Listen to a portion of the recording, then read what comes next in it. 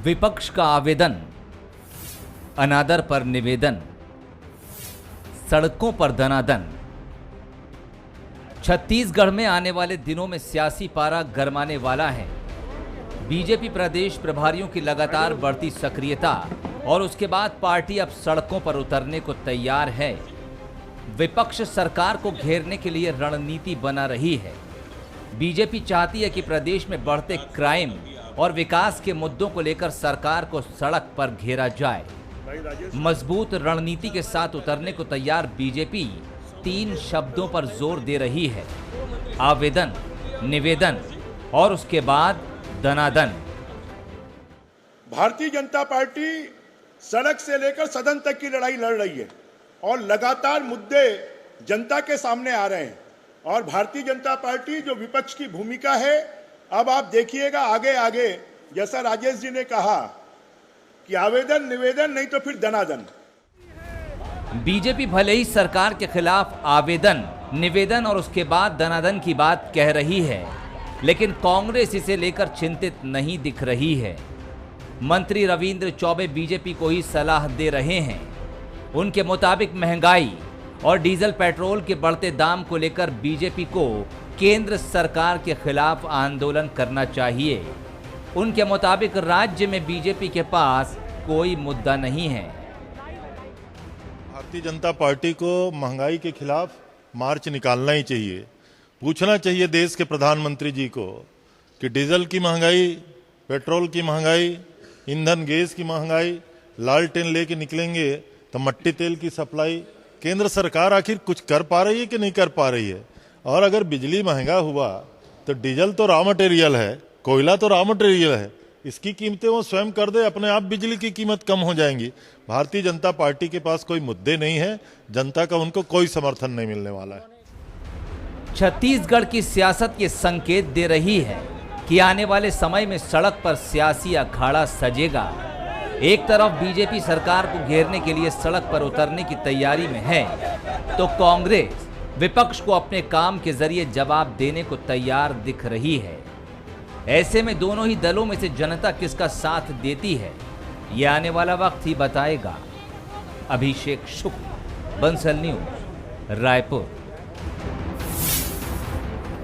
नमस्कार, स्वागत है आपका। मैं हूं अभिषेक शुक्ल। बात बीजेपी के आंदोलन की। बीजेपी अब सत्ता पाने के लिए या विपक्ष की भूमिका में और तेज तर्रार भूमिका पाने के लिए आंदोलन की तैयारियों में है। बहुत सारे मुद्दे बीजेपी ने इकट्ठा किए हैं और आवेदन, निवेदन और दे दनादन जैसी भूमिका में आने के लिए तैयार है। लगातार प्रभारियों के आने के बाद, बैठकों का दौर चलने के बाद बीजेपी ने कई सारी रणनीतियां बनाई हैं, कई मुद्दों को इकट्ठा किया और उनका कहना है जल्द वो सड़कों पर उतरेंगे। कांग्रेस ने हालांकि कहा है कि आंदोलन केंद्र सरकार के खिलाफ करना चाहिए। जैसा कि कांग्रेस कहती रही है, यहाँ के लोग यहाँ के हित के लिए बीजेपी के नेता पत्र नहीं लिखते या महंगाई जैसे मुद्दों पर कुछ बोलते नहीं हैं। तो कुल मिलाकर मुद्दों के साथ लड़ाई सड़कों पर बहुत जल्द नजर आने वाली है। तो क्या छत्तीसगढ़ की सियासत गर्म होने वाली है? आम जनता पर इसका क्या असर पड़ेगा? क्या बीजेपी का ये पैंतरा काम आएगा? कांग्रेस किसी प्रकार की प्रेशर में आएगी या कांग्रेस के पास जवाबी वार तैयार है? बहुत सारे सवाल हैं।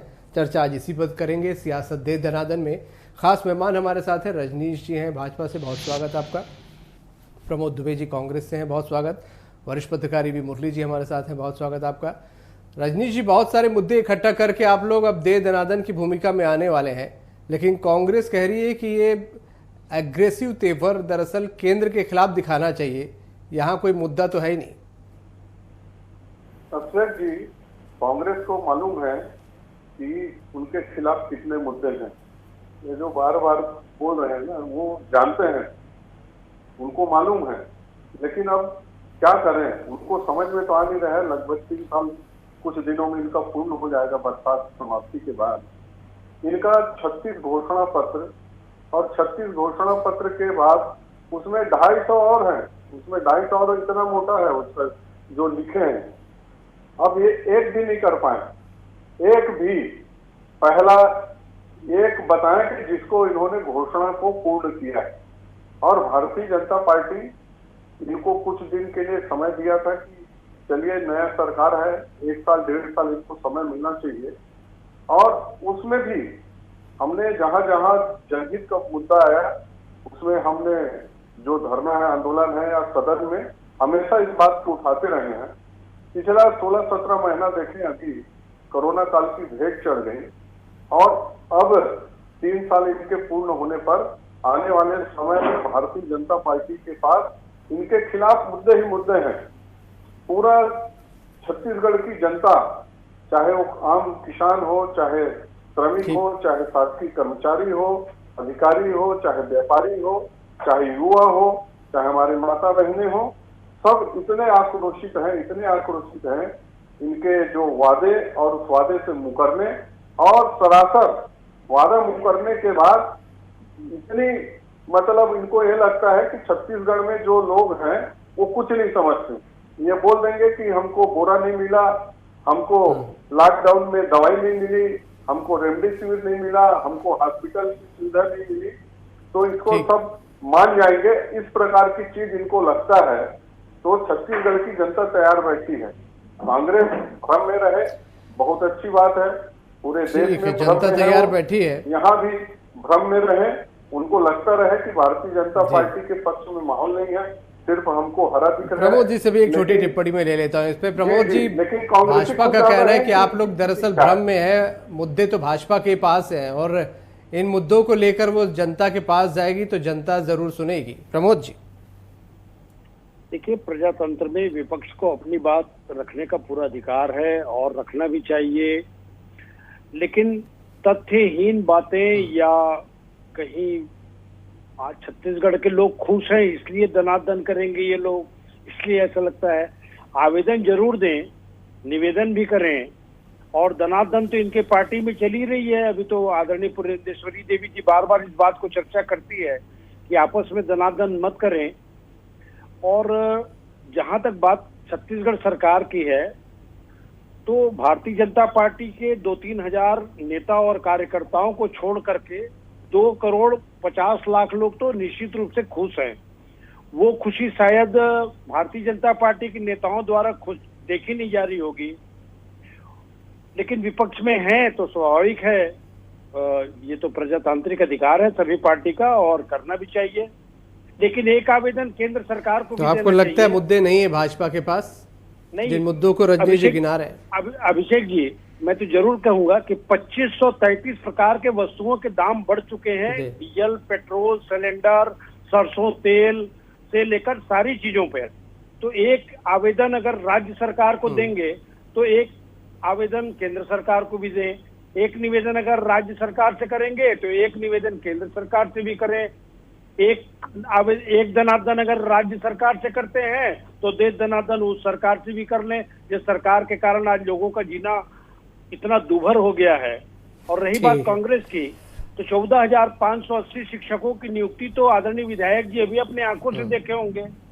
इससे पहले प्रोफेसरों की नियुक्ति हुई, आदरणीय विधायक जी इन बातों को जानते हैं, वो वरिष्ठ विधायक हैं और वो सारी चीजों को जानते हैं। लेकिन पार्टी लाइन में बोलना चूंकि आवश्यक है। मुरली जी से भी एक छोटी टिप्पणी लेता हूं, फिर इस चर्चा को और आगे बढ़ाते हैं हम।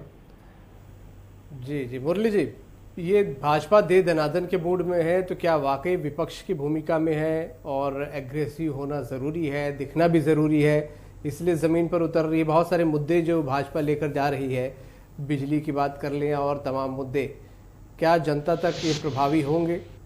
कांग्रेस को कुछ असर पड़ेगा या कांग्रेस कह रही है कि कोई असर नहीं पड़ना है, जनता तो दरअसल केंद्र की जो महंगाई है उससे दुखी है?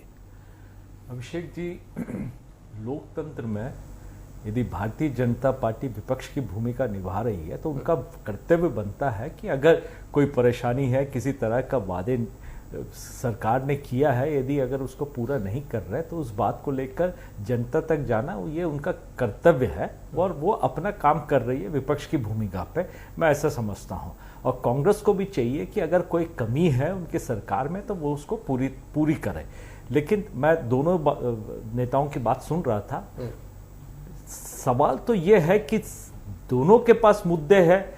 कांग्रेस सरकार केंद्र सरकार पर ताने कस रहे हैं और भारतीय जनता पार्टी के यहाँ के नेता यहाँ के सरकार पर ताने कस रहा है। लेकिन इन दोनों के बीच में जो जनता है वो जनता का हाल बहुत बेहाल है। आप देखेंगे कि हर तरफ से महंगाई का मार से जनता परेशान है, त्राही त्राही हो चुका है। इसका जो निदान है न केंद्र सरकार के पास है न राज्य सरकार के पास है। सबसे पहले दोनों भारतीय जनता पार्टी और कांग्रेस के जो सरकार है उनको चाहिए कि लोगों को राहत देने के लिए कुछ काम करें, जिससे छत्तीसगढ़ की जनता जो है उनको हर तरफ से महंगाई का जो वृद्धि है, महंगाई में जो वृद्धि हुई है और जो मार है उससे वो उसको बचा सके। आप आपस में धनाधन करें या आवेदन करें, निवेदन करें, सब अच्छी बात है, लेकिन जनता को उसका रिजल्ट चाहिए। जनता को चाहिए कि पहली चीज तो जो महंगाई है वो कम होनी चाहिए, उसके लिए जो करना है। मुरली जी बोल रहे हैं धनाधन तो ठीक है लेकिन रिजल्ट भी मिलना चाहिए और शुरुआत महंगाई से ही हो जाए। अभिषेक जी, यदि महंगाई के ऊपर बात करें तो डीजल पेट्रोल को निश्चित रूप से मैं मानता हूं कि अभी कोरोना काल के कारण वो उसकी रेट बढ़ी है, लेकिन जो हमारे मित्र आदरणीय प्रमोद दुबे जी बोल रहे थे कि 1535 प्रकार के मूल्य की वृद्धि हुई है, मैं इसमें चुनौती शब्द माननीय दुबे जी को नहीं देता, लेकिन उनको एक बार याद दिलाता हूं और तथ्य और तर्क के साथ वो भी बता दें कि 2014 में जब माननीय मोदी जी सरकार में आए तो दाल का रेट क्या था, आटा का रेट क्या था, पेट्रोल का रेट क्या था, डीजल का रेट क्या था, सब प्रकार की चीजों का रेट क्या था। मैं सूची उनको गिनवा सकता हूँ, उनको याद नहीं होगा। और अभी जो समय है इसमें एक तेल का अपन मान लेते हैं वृद्धि हुई थी, लेकिन वो भी अब धीरे धीरे नीचे आ रहा है। डीजल पेट्रोल को छोड़ दें तो बाकी सभी चीजें, चाहे खाद्य पदार्थ हो, चाहे फल हो, चाहे सब्जी हो, सब स्थिर है, सब स्थिर है। और कोरोना काल में लॉकडाउन में इतनी आसानी से आपको ये सभी चीज उपलब्ध हो रही थी। और आज 2014 में चावल का रेट क्या था इसको देख लें, आटे का रेट क्या था इसको देख लें, दाल का रेट क्या था इसको देख लें। डीजल 2014 में ये कितने में छोड़ के गए थे। यदि महंगाई की बात करते हैं, माननीय इस देश के यशस्वी पूर्व प्रधानमंत्री अटल बिहारी वाजपेयी जी जब 2000 में इनको छोड़ के गए थे, डीजल का रेट 35 था, पेट्रोल 42 था। 2014 में 80 रुपया पहुंच चुका था पेट्रोल दुबई थी, और लगभग 70 रुपये के आसपास आप डीजल को पहुंचा चुके थे, 80 रुपये को पेट्रोल को।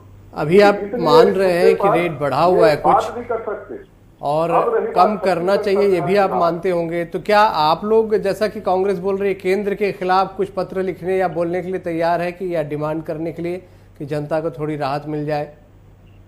देखिए, सिर्फ डीजल पेट्रोल में हमारे केंद्रीय मंत्री और माननीय प्रधानमंत्री जी का ये कोरोना काल के संक्रमण काल में आने वाले समय में जैसी अंतर्राष्ट्रीय मार्केट में इसकी स्थिति नियंत्रित होगी, डीजल पेट्रोल ठीक हो जाएगा। बाकी किसी प्रकार का कोई वृद्धि नहीं हुआ है। आज बताए ना कि आटा कितना है, चावल कितना है, और 2014 में जब इनकी सरकार 10 साल रही कितना में देख गए थे, रखे ना तथ्य।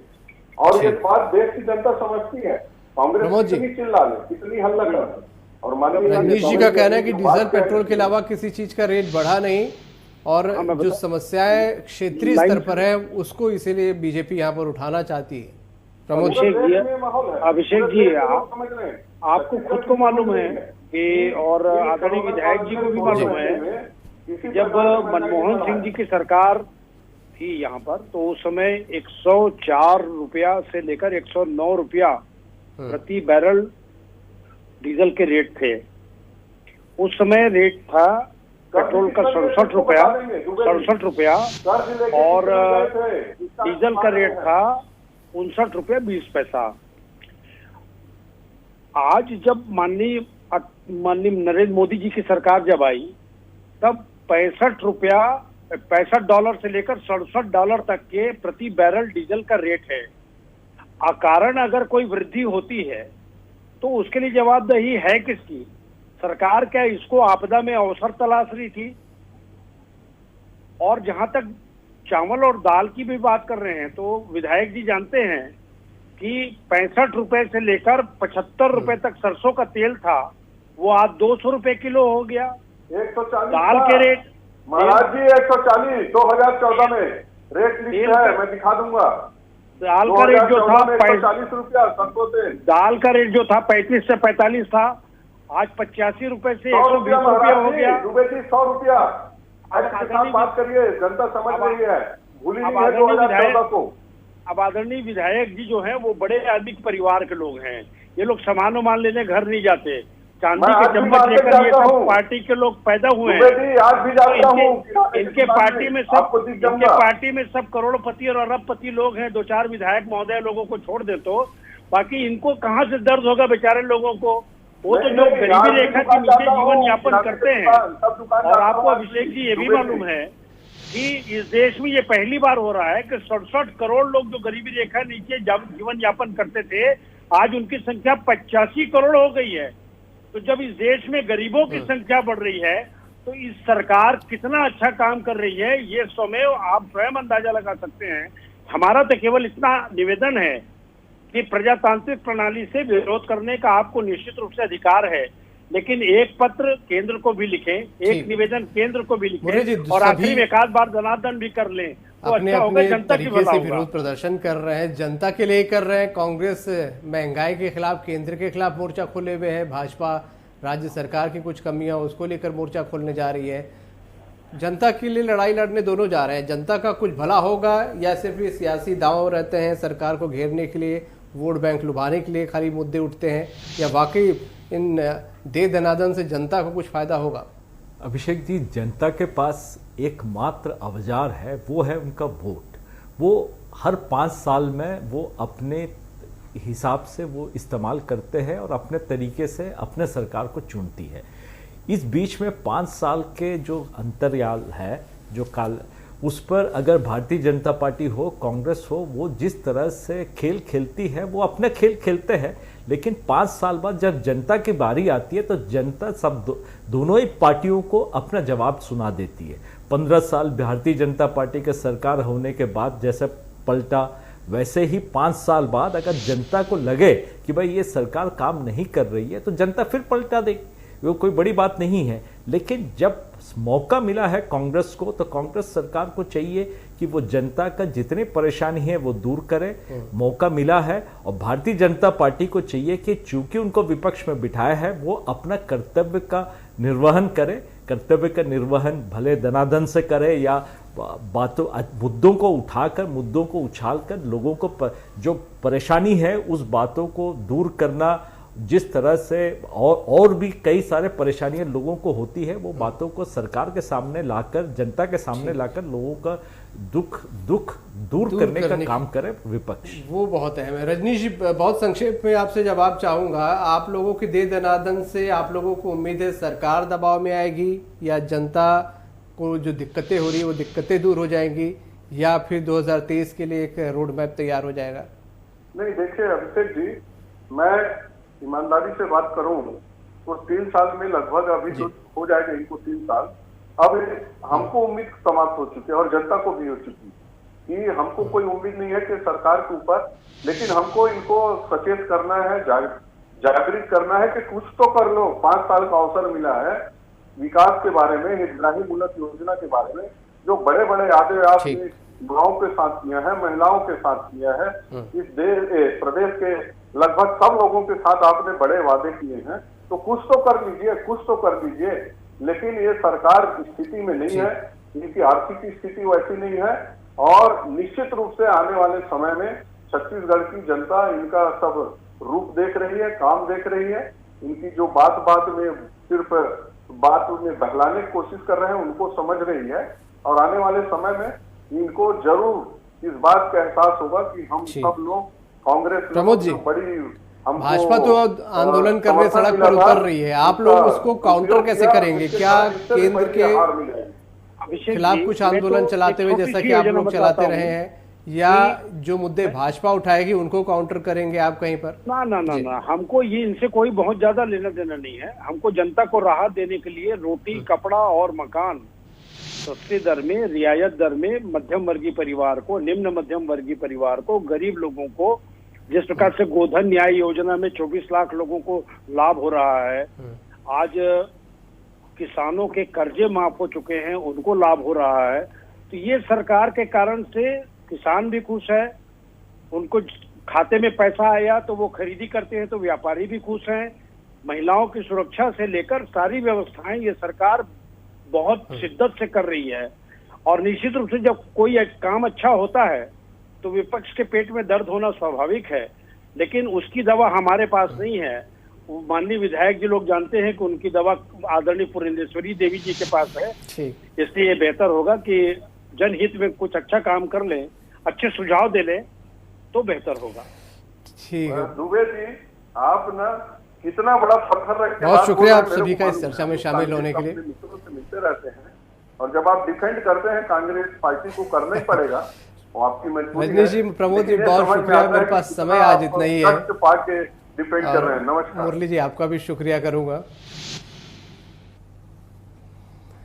जी, तो बीजेपी दे दनादन के मूड में आ चुकी है। बहुत सारे मुद्दे उसने इकट्ठे किए हैं और मुद्दों को लेकर जनता के पास जाएगी। कांग्रेस के पास जवाब है कि उसकी बहुत सारी योजनाएं हैं, जनता बिल्कुल भी सहमत नहीं होगी या भाव नहीं देने वाली है बीजेपी को किसी भी तरीके से, बल्कि काउंटर के तौर पर वो केंद्र के खिलाफ अभियान जरूर चलाएगी। आने वाला वक्त जो भी होगा, छत्तीसगढ़ की सियासी फिजा गरमाने वाली है, क्योंकि प्रमुख विपक्षी दल सड़क पर उतरने वाला है। आज का मुद्दा में इतना। नमस्कार।